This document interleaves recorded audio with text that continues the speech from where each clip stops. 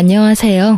저는 40대 초반으로 아이 둘을 키우고 있는 돌싱입니다. 이혼을 한 지는 몇 년 되었는데 이렇게 이혼 글을 쓰게 된 이유는 아주 즐겁고 유쾌한 만남이 있었기 때문이에요. 그날은 첫째 아이 생일 때문에 선물을 사러 백화점에 갔어요. 애가 전부터 사고 싶다고 했던 운동화를 선물하려고요. 그런데 백화점에서 정말 보고 싶지 않았던 면상을 마주쳤어요. 전 남편이었죠. 전 남편은 잔뜩 화가 난 모습으로 씩씩거리며 앞으로 가고 있었어요. 그리고 그 뒤를 따라가는 사람 하나가 있더라고요. 바로 남편의 상간녀였죠. 그런데 바로 알아보지는 못했어요. 사실 저와 헤어질 당시에만 해도 상간녀는 무척 예뻤거든요. 피부는 팽팽하고 주름 하나 없이 관리되어 있었던 데다가 손톱과 발톱에는 매니큐어와 페디큐어로 예쁘게 장식되어 있었어요.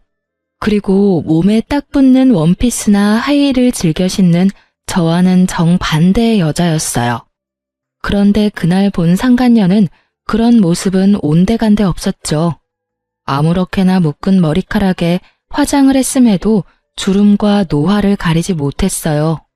게다가 손톱은 네일도 없이 뭉툭했고 옷은 예쁜 옷이었지만 얼굴에 노화가 너무 심해서 도무지 이쁜 옷이 어울린다는 느낌이 들지도 않았죠. 그걸 보면서 어떻게 하면 저런 얼굴이 되나 싶었거든요. 게다가 전 남편은 그런 상간녀와 말다툼까지 하고 있었어요. 그리고 그날 저는 두 사람의 대화에 웃으며 축하까지 해줬죠. 제가 왜 남편과 상간녀의 싸움에서 축하하며 웃었는지 궁금하시나요? 제가 천천히 하나씩 알려드릴게요. 저는 남편과 20대 중반에 결혼했어요. 저와 4살 차이가 나는 남편은 당시에도 일을 하는 직장인이었고 저는 이제 막 대학을 졸업한 사회초년생이었어요. 저와 남편은 다른 사람들과는 좀 다르게 이어졌어요. 보통 소개팅, 맞선 등으로 사람을 만나는데 저는 시부의 소개로 남편과 만나게 됐거든요. 당시에 저는 병원에서 일하고 있었는데 시부가 저희 병원에 다니면서 많이 얼굴도 익히고 가까워졌었거든요. 그리고 시부는 언제부터인가 결혼을 안 했으면 우리 아들이랑 만나보는 건 어떻겠냐고 말하셨죠. 솔직히 내키지는 않았어요. 환자와 그런 식으로 엮이는 걸 병원에서도 좋아하지는 않거든요. 물론 개인 재량이긴 하지만 잘못되면 환자도 잃고 제 신용도 잃는 거라 별로 관심을 가지지 않고 사양하겠다고만 말했었죠. 그런데 시부는 아주 끈질기게 말했고 이러다가는 다른 직원들한테도 폐를 끼칠 것 같아서 한 번만 만나기로 했어요. 한 번 만나고 아니면 2번 다시 그런 권유하지 않겠다는 다짐까지 받았죠. 그렇게 남편과 만났는데 생각보다 말도 잘 통하고 재미있는 사람이라 저도 마음을 주게 됐어요. 그렇게 사귀게 되고 1년쯤 되니 시부가 먼저 너희 결혼 안 하냐 하더군요. 그런 건 남편이 먼저 이야기를 꺼낼 건데 시부의 말에 남편도 제게 프로포즈를 하고 그렇게 결혼을 하게 됐어요. 그리고 그때야 알았죠. 시부가 생각보다 부자라는 걸요. 결혼 후에는 첫째 아이가 들어섰고 아이를 낳고 1년 만에 또 둘째 아이를 낳았어요. 연년생이었어요. 아들 둘을 연속으로 낳고 나니 제 몸도 축나더군요. 그래서 남편과 상의해서 남편에게 정관 수술을 시켰어요. 남편도 애가 둘이면 괜찮겠다고 했었고요. 그렇게 결혼 초반에는 저희도 괜찮은 부부였고 가족이었어요. 꼼꼼하고 계획적인 남편과 그런 남편의 뒤를 받쳐주는 와이프였거든요. 그게 엇나가기 시작하게 된 건 아이들이 초등학생이었을 무렵이에요. 저는 일은 완벽하게 잘하는 사람이지만 사실 사생활에서는 그렇게 완벽을 추구하는 타입은 아니에요. 일과 사생활이 철저하게 다른 타입이라고 해야 할까요? 사람의 목숨과 직결된 일을 하면서 직장에서는 내내 긴장되어 있었고 그 결과 집에서는 느슨해질 수밖에 없었어요. 저도 긴장을 풀 때가 있어야 하니까요. 그런데 남편은 그 모습을 엄청 싫어하며 잔소리를 하더군요. 결혼 초반에는 그런 어설픈 모습도 귀엽다고 해주더니 그때는 엄청 싫어하며 잔소리를 했어요. 아마 그때부터 상간녀와의 만남이 있었던 것 같았어요. 그때는 남편의 생일이었어요. 남편 생일은 겨울이라 아이들은 모두 방학이었고 며칠간 친정집에 놀러가 있는 상황이었어요. 그리고 저는 남편의 서프라이즈를 위해서 남편 회사 앞까지 가서 몰래 남편을 기다렸어요. 저는 남편에게 메시지를 보냈어요. 집에서 기다리고 있을 테니 얼른 퇴근하고 오라고요. 남편이 혹시라도 야근을 할까봐 그렇게 문자를 보냈고 남편은 알겠다고 대답을 보내왔어요. 그렇게 앞에서 20분쯤 기다렸을까요? 퇴근 시간이 10분 정도 지나서야 남편이 밖으로 나오더군요. 그런데 혼자가 아니었어요. 그 사람 옆에 누군가 팔짱을 끼고 서 있더군요. 그냥 회사 사람일 수도 있었어요. 팔짱 정도, 그래, 낄 수도 있겠지. 친한 사이면 그럴 수도 있겠지 하며 애써 생각했는데 그 뒤의 모습은 그런 생각을 깡그리 날려버렸어요. 그 여자가 남편의 얼굴을 쓰다듬더니 뺨에 뽀뽀를 하더군요. 정말 기분이 순식간에 추락하는 걸 느꼈어요. 너무 흥분해서 아무 생각이 들지 않던 저는 그 모습을 보고 그제서야 폰으로 두 사람의 모습을 촬영하기 시작했어요. 그 두 사람은 남편의 차를 탔고 같이 나가더군요. 충격받은 저는 집으로 와서 앞으로의 일을 생각했어요. 한 번의 실수라고 빌고 또 빌면 그래, 용서가 가능할 거야. 애써 이룬 내 가정을 깨트리고 싶지 않았어요. 제대로 확인이라도 해보고 나서 남편에게 따지자. 이런 생각으로 가득했던 저는 그 뒤에 사람을 시켜서 상간녀의 뒤를 캤어요. 물론 그렇게 하면 안 된다고 생각은 했지만 바람피는 남편 뒤를 캐는 게 쉬운 일이 아니더라고요. 그렇게 상간녀에 대해서 알게 된 저는 남편 몰래 상간녀를 만나러 갔어요.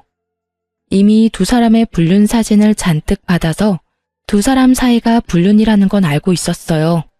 남편은 회사 다니면서 결혼식도 했고 애들 돌잔치도 했으니 남편이 유부남이라는 건 모를 리가 없었죠.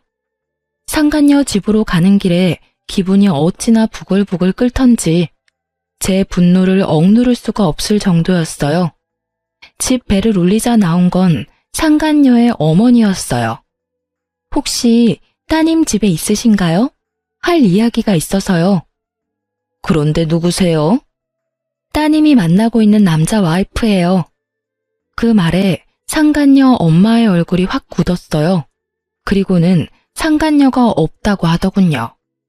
없으면 어쩔 수 없네요. 회사에서 이야기하는 수밖에요. 그 말에 상간녀 엄마가 흠칫하더니 돌아서는 제 옷을 붙잡고 들어오라고 하더군요. 들어가니 상간녀가 무척이나 태연하게 소파에 앉아서 TV를 보고 있었어요. 저 알죠? 피해서 다니려면 얼굴도 익혔을 테니까요. 알아요. 그런데 여긴 왜 왔어요? 따져야 될 사람은 내가 아니라 그쪽 남편이겠죠. 내가 누구한테 따지건 그쪽이 관여할 일은 아니죠. 그리고 저의 아들까지 있는 유부남 만난 사람도 잘못은 했잖아요. 왜 본인만 쏙 빠져나가려고 해요? 웃기지도 않네. 이보세요, 아주머니. 아주머니 남편이 그렇게 와이프 싫다고 나한테 온 걸 왜 나를 탓해요? 아주머니를 탓해야지. 그 말을 하며 상간녀가 저를 위아래로 훑어보며 코웃음을 치더군요. 봐요. 세월을 고스란히 맞은 얼굴에 센스 없는 옷. 머리도 질끈 묶어서 수수하기 짝이 없는데 어떤 남자가 그런 여자한테 끌려요? 솔직히 지나가는 남자 100이면 100, 아주머니는 싫다고 할 건데 그 사람이라고 다르겠어요? 그걸 지금 말이라고 해요? 아주 당당하네. 따님을 어떻게 가르쳤으면 불륜을 저지르고도 본처한테 이렇게 당당한 사람으로 키운 거죠? 어머니라면 딸이 잘못된 길로 가려 한다면 말렸어야죠. 우리 애가 뭐가 잘못했어요? 아니, 막말로 우리 딸 혼자서 좋아서 불륜이 됐겠냐고. 그쪽 집 남편도 우리 딸 좋아하니까 그렇게 됐겠지. 그럼 당신이 남편 단속을 잘하던가. 남편 잡아두지도 못하면서 어디 와서 본처 행세야? 자기 모자란 건 생각도 않고 여기 와서 남의 딸한테 뭐라 하는 건지. 당신 여기 온 거 당신 남편이 알고 있어요? 가족들이 단체로 쓰레기네. 딸이 상간녀가 된 게 뭐가 잘못이냐고 할 정도면 그래, 상간녀 되고 싶으면 그렇게 해. 그런데 나 이혼 절대 안 해줄 거야. 둘이서 몰래 만나든 대놓고 만나든 알아서 해. 그런데 그거 알지? 내가 이혼 안 해주면 너는 행복한 상간녀 되는 거고 나는 불행하지만 권리는 다 가진 본처 되는 거야. 내 아들은 그 사람 호적에 들어가고 네 자식은 호적에도 못 올리는 혼외 자식이지. 그 사람은 아줌마랑 이혼하고 저랑 결혼하겠다고 했어요. 이혼하는 건 당신이라고. 나는 그 사람하고 정식으로 재혼할 거야. 그래, 언젠가는 그렇게 해. 근데 그렇게 되기 전까지는 넌 상간녀야. 그리고 그 사람이 욕구 푸는 도구고. 처음이라서 봐주려고 했는데 넌 정말 답이 없네. 저는 그렇게 말하고 일어섰어요. 두 사람이 말도 못하고 꿈뻑거리고 있더군요. 잘해봐 어디. 나는 절대로 손해보고는 안 뺏겨. 내가 여자로서 불리하긴 하지. 근데 법적으로는 내가 훨씬 유리하잖아. 안 그래? 그럼 상간녀 소송 걸 테니까 알아서 준비 잘하고 있어. 등기는 회사로 보낼 테니까. 그 말에 상간녀 얼굴이 완전 하얗게 질렸어요. 저는 그 얼굴 보며 비웃어주며 밖으로 나왔죠. 안에서 상간녀 소리 지르는 소리가 밖으로 퍼져나오는데 정말 너무 시원했어요. 그렇게 한탕하고 집에 오니 남편이 저를 기다리고 있더군요. 당신 나랑 이야기 좀 해. 설마 그 여자 집에 갔다 왔어? 당신이 거길 왜 가? 그 여자랑 아무 사이도 아니야. 당신이 그냥 민폐 끼친 거라고. 그 여자는 다르게 말하던데 누가 진짜를 말하는 거야? 그리고 당신 지금 나한테 그 여자 집에 왜 갔냐고 따질 때가 아니지. 여기서 따져야 할 사람은 당신이 아니라 나야. 불륜남. 그 타이틀이 갖고 싶었어? 그래서 회사 직원이랑 바람나서 즐겁게 놀았어? 그런 거 아니야. 그냥 좀 가깝게 지내는 사이고 잠깐 그런 사이가 됐을 뿐인 거지. 당신이 너무 과하게 생각하는 거라고. 불륜이라기보다는 일탈이라고 생각하는 게 맞지. 그 여자한테 그렇게 진심은 아니었다고. 그래? 그럼 다행이네. 사실은 그 여자 정리 안 하면 당장 아버님께 이야기하려고 했거든. 이틀 전에도 당신 바쁘다고 하고 그 여자랑 모텔에서 뒹굴 때 시댁 가서 아버님, 어머님이랑 밥 먹고 근처 놀러 갔다 왔거든. 좋아하시더라. 아들은 부모님한테 신경도 안 쓰는데 며느리가 신경 써주니 이보다 좋을 수 없다고 하시면서 그런 아버님이 아들 불륜 소식을 들으면 얼마나 화내실지 나도 모르니까 알아서 잘 처시네. 그 여자 이름, 주소, 전화번호, 사진 한 번만 더 내 눈에 띄면 그때는 이런 생각하지도 않고 바로 아버님께 다 이야기해버릴 거니까. 당신 진짜 너무하다. 매번 그렇게 아버지 어머니 인질로 내세우면 좋아? 인질? 누가 인질인데? 당신이 그런 짓만 안 했으면 내 행동은 그냥 시부모 생각하는 착한 며느리가 할 행동 아니야? 그리고 경고하는데 상간녀한테 위자료 소송할 거야. 그거 당신이 대신 내주면 나 진짜로 가만 안 둬? 제 말에 남편이 조용해졌어요. 시부는 시끄러운 걸 무척 싫어하시는 분이었거든요. 물론 그보다 더 큰 이유는 우리 집 재정의 거의 대부분을 시부에게 의존하고 있다는 사실 때문에 남편은 시부를 거스를 수가 없는 거예요. 결국 남편은 상간녀를 정리하기로 했어요. 제가 보는 앞에서 두 사람은 헤어지기로 하고 각서를 쓰고 확답까지 받았어요. 그렇게 표면적으로는 평화가 찾아왔지만 남편은 여전히 저를 피하고 있었어요. 저도 남편에 대한 신뢰가 바닥나 버렸어요. 집안은 내내 아슬아슬하게 굴러갔어요. 그래도 가정은 지켜냈다는 생각은 들었어요. 그 이후로 저는 상간녀에게 위자료 소송을 걸었어요. 등기는 회사로 보냈죠. 그 등기에 회사에서 한바탕 난리가 났다고 하더라고요. 저야 신경 쓸 일 아니죠. 열어보지 않는 한 남편 이름이 나오는 것도 아니고 말이죠. 자폭해서 남편에게 달려가서 소리라도 친다면 더 속이 시원했을 텐데 그런 이야기가 나오지 않은 걸 보면 불륜남이 누구인지는 이야기 안 한 모양이에요. 결국 상간녀는 일을 그만뒀고 퇴사 후 퇴직금으로 제게 위자료를 줬어요. 그렇게 일이 일단락되는 듯 했는데 그 뒤로 남편의 행동이 수상하더군요. 꿍꿍이가 있는 모양인지 제가 한 집안일에 매번 트집을 잡고 그걸 이유로 화를 내기 시작했어요. 청소가 꼼꼼하지 못하다, 세탁이 위생적이지 못하다, 요리가 맛없다, 남편 내조를 안 한다. 아주 가지가지 내용으로 저를 트집 잡고 화를 냈어요. 저는 한 귀로 듣고 한 귀로 흘렸죠. 제가 못하고 있는 일이 아니었으니까요.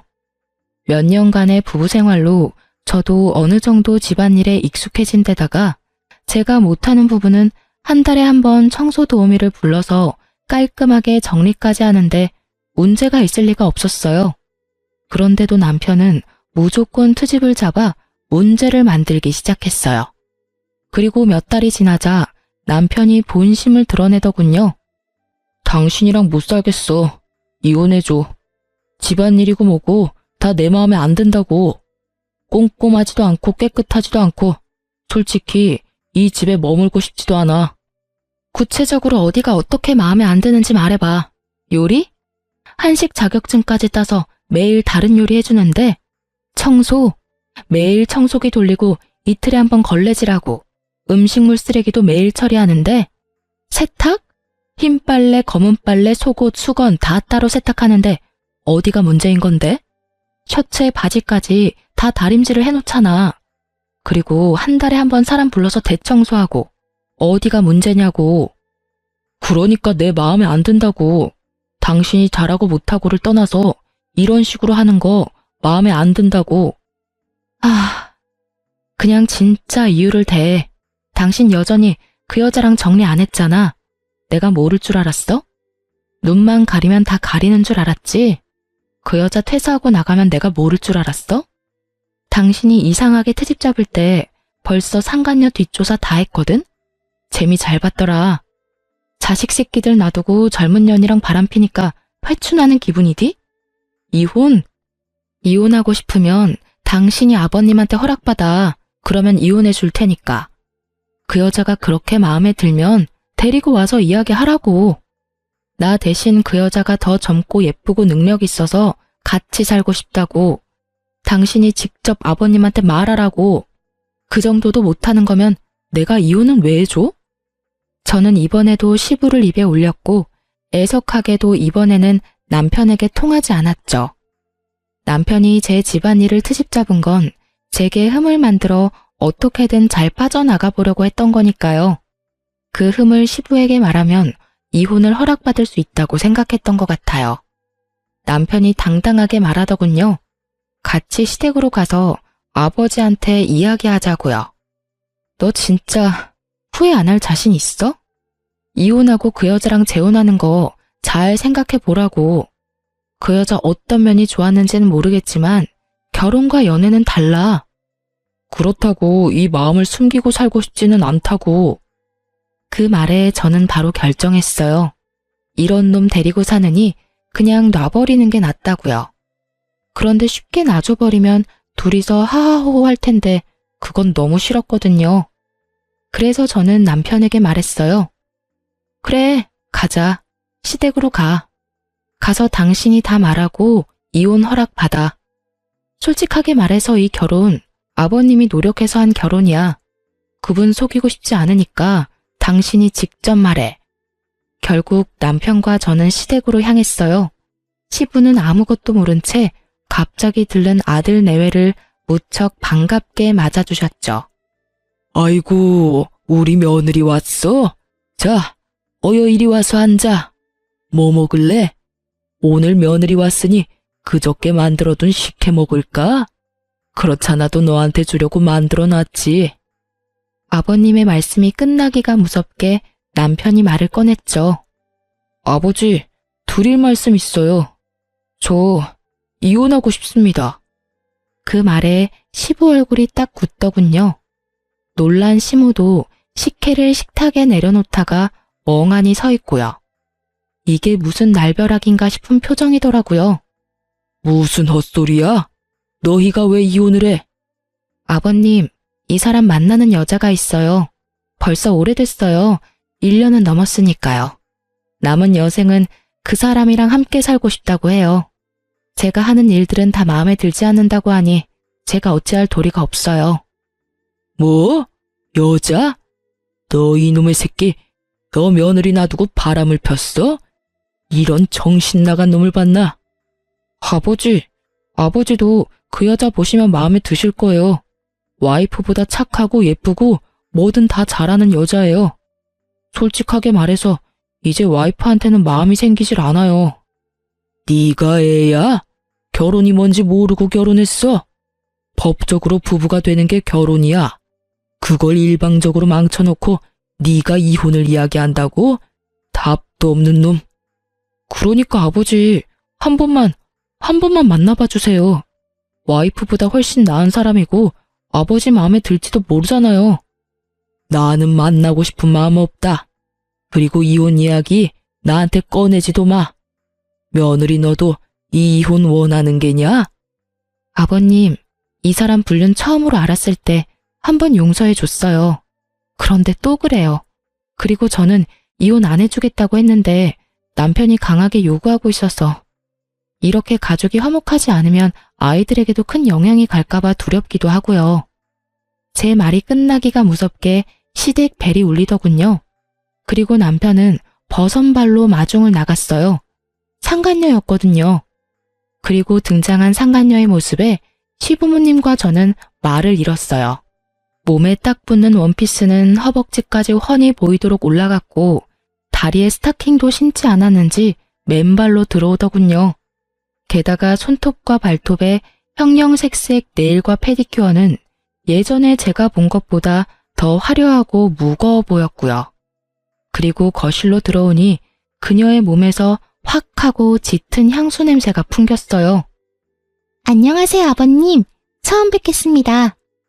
아주 씩씩하게 인사를 하는 상간녀를 보는 남편도 살짝 당황한 눈치였어요. 어른을 보러 오는 자리에 그런 차림이 그다지 좋지 않다는 걸 모르는 듯 하더군요. 그저 아름답고 예쁘게 자신을 포장하기만 된다고 생각하는 듯 아주 예쁘고 아름답고 비싸게 자신을 포장했더라고요. 아버님, 어머님, 비록 저는 오빠와는 늦게 만났지만 정말로 좋은 가정을 꾸릴 수 있을 거라고 생각해요. 저기 있는 여자는 성격도 나쁘고 집안일도 못해서 매번 오빠에게 혼만 나는데도 절대로 이혼 안 해주겠다고 하더라고요.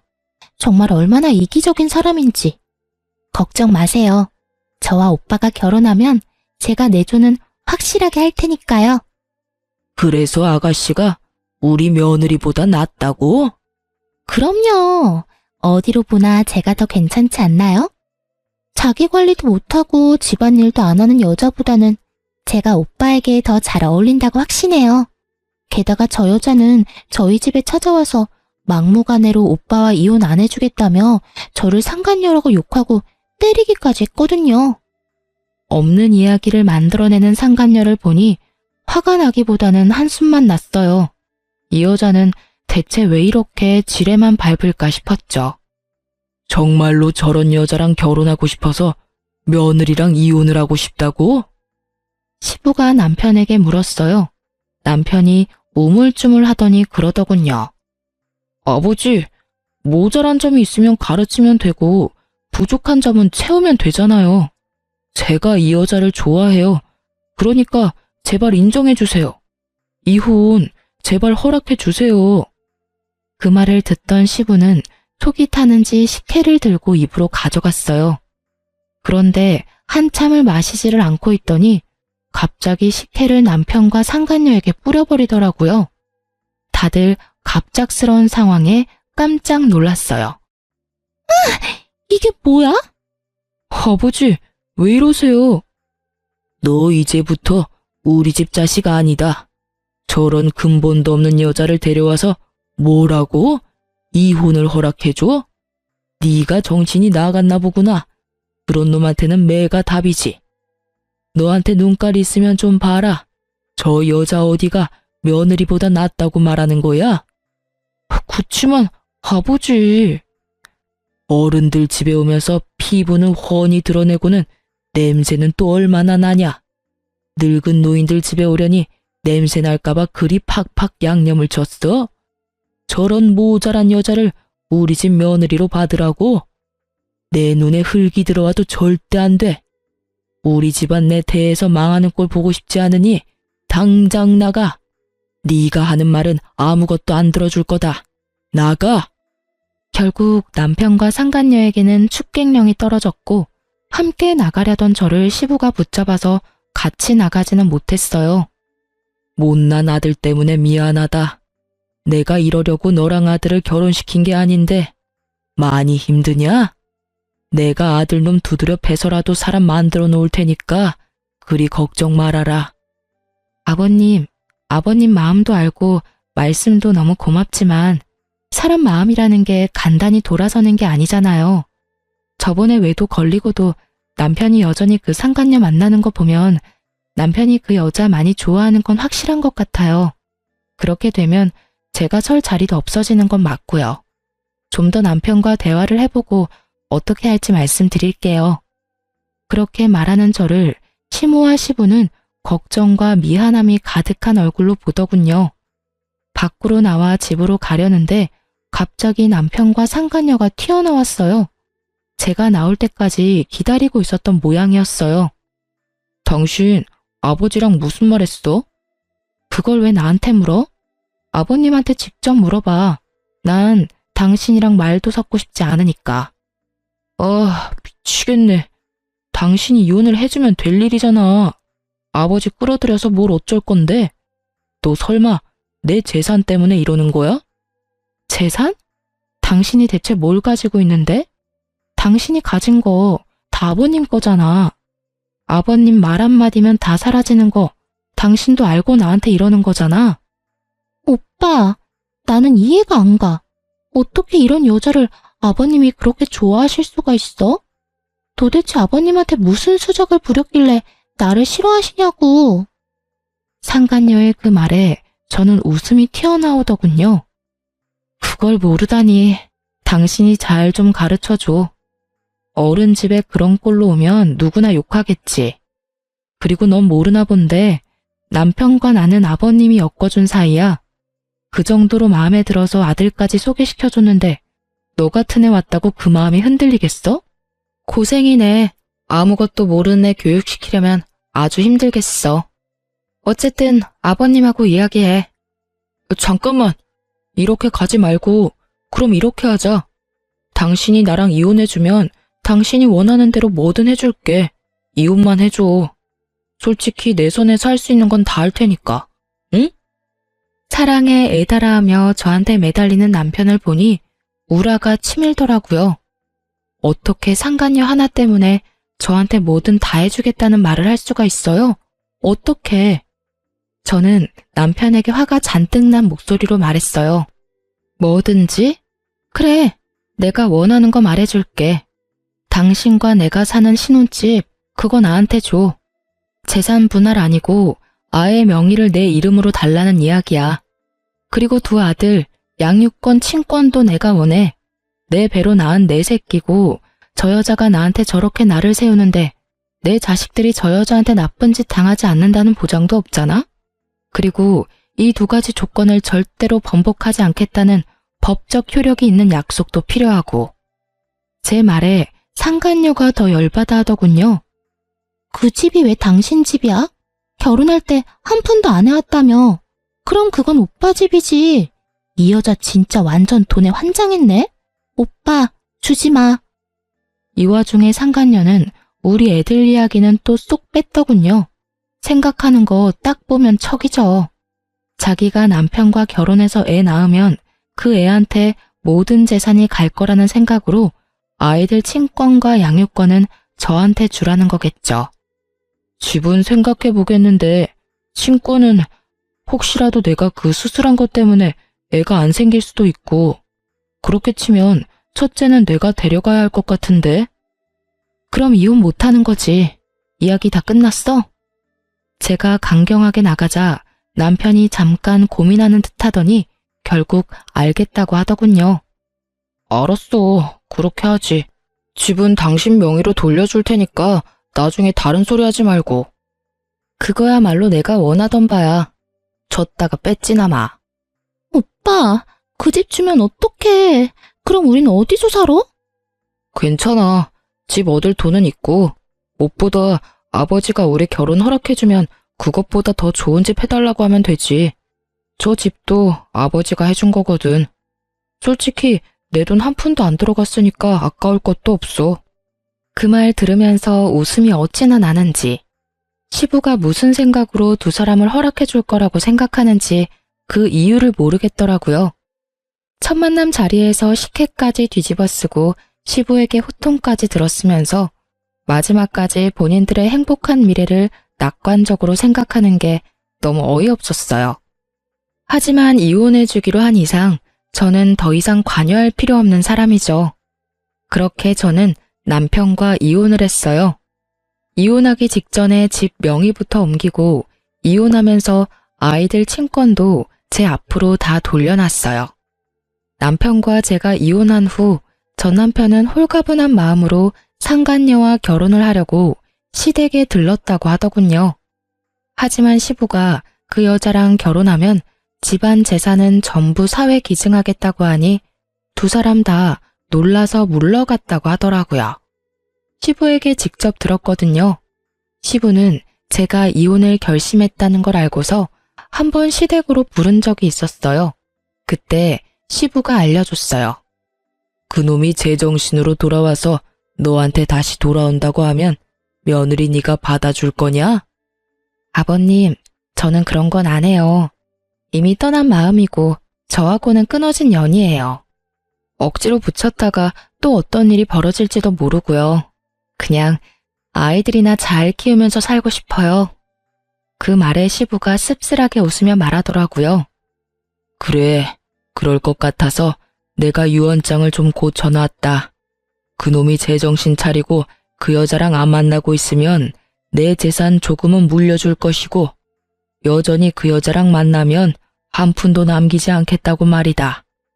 그리고 대신 네 아이들, 내 손주들 앞으로만 유산 물려줄 생각이다. 그건 괜찮겠지?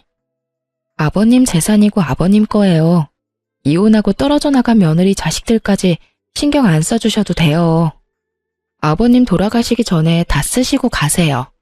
저는 그런 거 바라지도 않고 지금 받은 집만 있으면 일하면서 충분히 애들 키울 수 있어요. 내 돈, 내 마음대로 하는 거야. 그냥 너한테는 통보만 하는 거란다. 그리 알고 있어. 시부와 그렇게 대화를 나누었거든요. 전 남편은 상간녀와의 관계를 허락받지 못해서 지금은 직장 근처에 전세로 상간녀와 동거 형태로 살고 있다고 하더군요. 솔직히 결혼은 부모님 허락이 없어도 가능하지만 전 남편이 그렇게 하지 않은 건 시부가 가진 재산 때문일 거예요. 자기가 다 상속받을 건데 괜히 상간녀 비위 맞춰주겠다고 아버지 심기 거스르는 일은 안 하고 싶었던 모양이에요. 그게 화가 났는지 상간녀의 심기가 아주 불편했다고 하더군요. 이혼 후 그 소식 이후로는 전 남편과 관계된 어떠한 이야기도 듣지 못했어요. 솔직히 알고 싶은 마음도 없었고 알 필요도 없었죠. 저도 애 둘 키우며 일하랴 바쁜 사람이었으니까요. 저는 남편과 같이 살던 신혼집을 팔아버리고 친정 옆에 작은 집을 사서 아이들과 지냈어요. 그리고 여태 그 사람들 소식 알지도 못하다가 얼마 전에 두 사람을 보게 된 거고요. 그날은 아들들이랑 약속을 했거든요. 백화점에서 만나서 맛있는 거 먹고 멋진 옷도 사주겠다고요. 처음에 멀리서 볼 때는 누군지 못 알아보겠더라고요. 전 남편은 알아볼 수 있었는데 말이죠. 그렇게 예쁘고 동안에 패셔너블했던 상간녀는 최근 몇 년 사이에 완전히 망가져 버렸더라고요. 주름살, 타버린 피부, 스트레스와 과로로 망가진 몸. 게다가 두 볼이 움푹하게 패여서 마치 노파 같더군요. 저는 두 사람 가까이로 갔어요. 그 사람들도 저를 못 알아보는 것 같더군요. 그럴 수밖에요. 저도 전 남편과 이혼하고 그동안 하지 못했던 피부 마사지나 나를 위한 선물을 자주 줬거든요. 예전처럼 늙고 수수한 아주머니가 아니니까요. 빨리 와. 당신은 도대체 집에서 하는 게 뭐야? 밥을 맛있게 못하는 거면 냉장고는 채워놔야 할 거 아니냐고.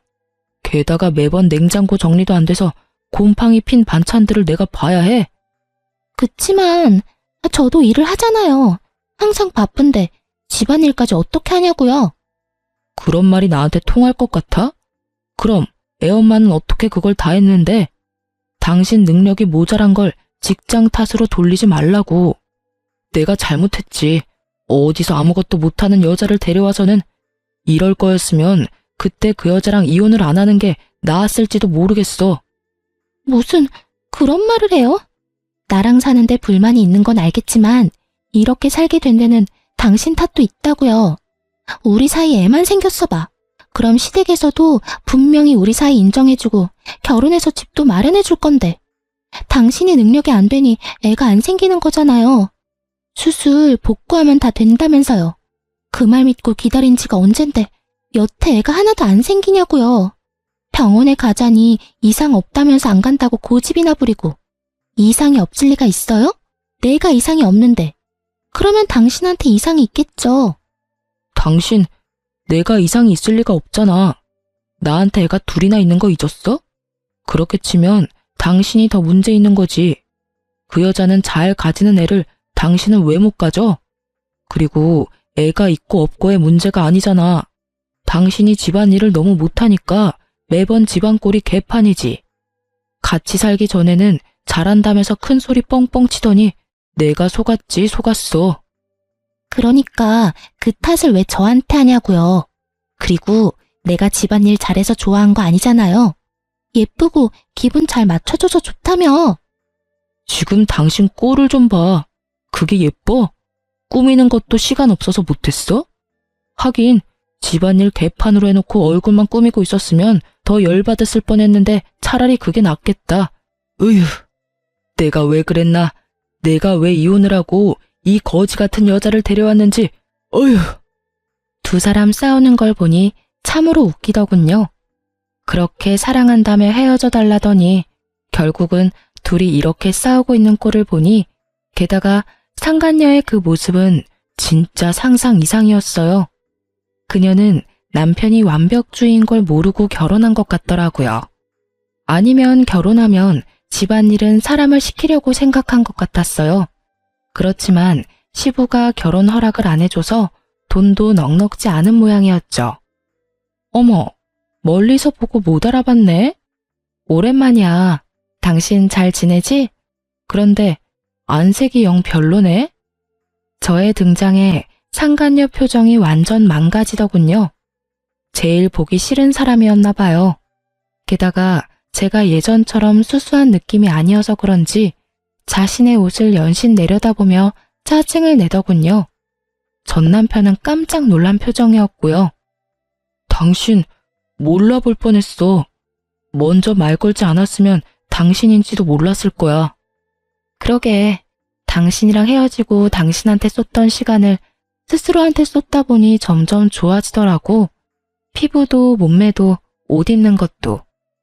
두 사람은 쇼핑하러 왔나 봐. 보기 좋네. 부부 둘이서 오붓하게 쇼핑도 하고. 제가 그렇게 말하자 상간녀가 냉큼 전 남편 팔짱을 끼더군요. 두 사람이 싸우는 걸 제가 다 본 것도 모르고 자존심을 세우려고 부단히 노력하더군요. 네, 저희 자주 이렇게 나와요. 그러는 그쪽은 아직도 혼자인가 보네요. 하긴 당신처럼 수수하고 못생긴 여자한테 끌리는 남자는 없겠죠. 그래, 당신 말이 맞아. 그래서 아직 혼자 살아.